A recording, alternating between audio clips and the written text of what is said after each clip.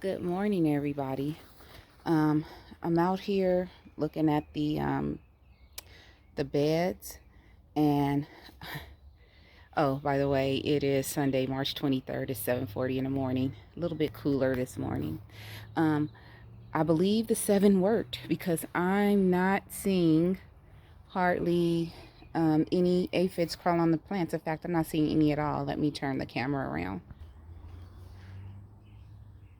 I'm not seeing anything. Look at that. Look at that. Look at that. Wow. I'm not seeing anything. I'm not seeing them on the bed. I'm not seeing them on the light post. I believe the seven really worked.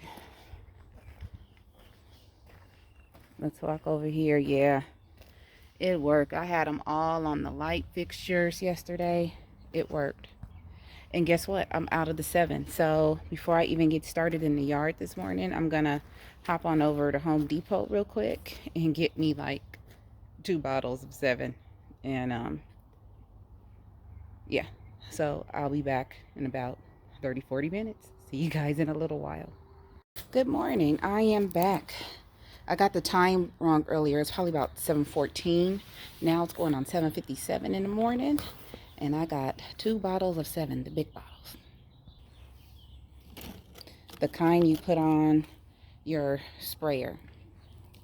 I was going to get the smaller ones, which were like $7.50 each. These were 14. These will last me probably 2 years since I don't use it that much. But yeah, now let's get into the yard. And let's get to pulling out some more plants. Whoop, whoop. Get ready for spring and summer. All right, see you guys in a minute.